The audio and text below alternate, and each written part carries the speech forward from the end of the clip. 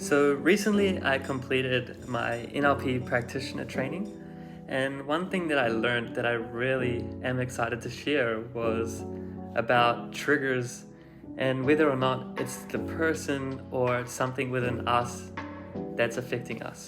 So there's this rule where if there's a reaction on a scale of 1 to 10, 10 being really, really intense reaction, or 1 being no reaction, or 0 being no reaction at all.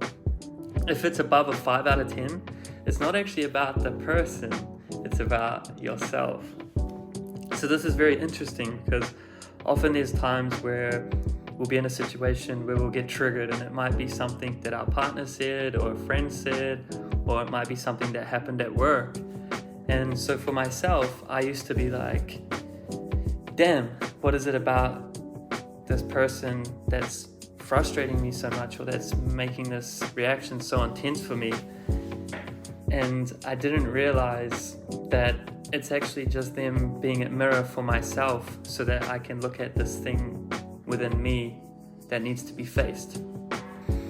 So the beauty of the mirror is that if we approach the situation from an observer perspective, where instead of looking at it like, why is this happening to me, we can look at it of, damn, like this is happening, sit back, look at it, and we get to observe it, we get to feel the emotion, and we get to move through it.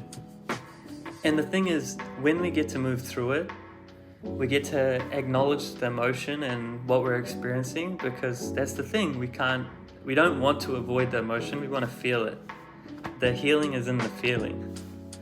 And when we feel that emotion, we're not storing it in our body, because that's the thing is, a lot of times with health, we think that if things are really good and life is going well, there's nothing wrong. And then we get sick and we question, oh, it must be something that we ate. Like often people will think that it was something that they ate the night before, or someone must have gave them the flu, or something along those lines. But really, it can be other things that are deeper than that we're not facing, which can be around stored emotions.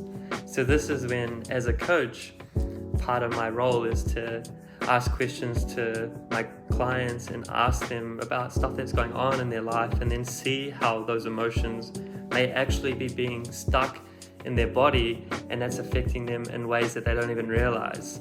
Which is why, in terms of triggers, it's super important to have a little bit of self-compassion for yourself and a little bit of empathy for others, because if they're triggering you, there may be something that is there for you, or there may even be something there for them. So if you look at it from a place of, we're going to approach this situation as a team, like what is this situation that we're facing? Why is that coming up for us?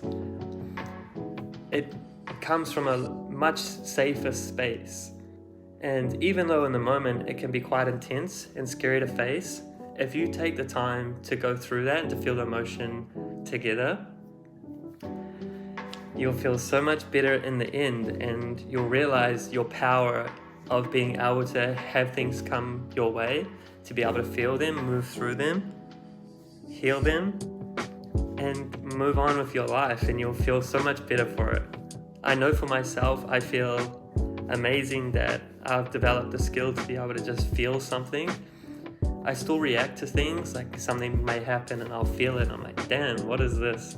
But just taking the space of being an observer allows me to process these things in a much healthier way, so that they're not stuck within my body for a longer period of time and affecting me in ways that before was not good.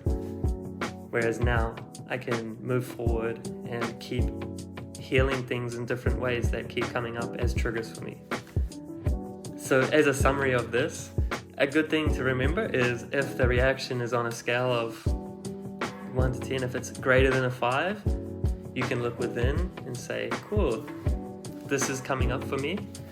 Take the time to feel that emotion, move through it, and give yourself a little bit of compassion, and just reflect on what you think might be coming up for you, and be kind to yourself. And also, don't get frustrated at the other person, because it's actually an amazing thing that people can trigger these things in us, because they are giving us the opportunity to heal these things that are within us that we wouldn't be able to heal on our own. And this is the beauty of relationships and friendships and being in environments that trigger us if we're ready for it and if we want to face it, because it allows us to develop ourselves and to evolve as better humans and to keep growing, and gives us the courage to be able to put ourselves into situations that are uncomfortable because we know we have the tools within us to face these difficult challenges when they arise. So good luck. Let me know how you go.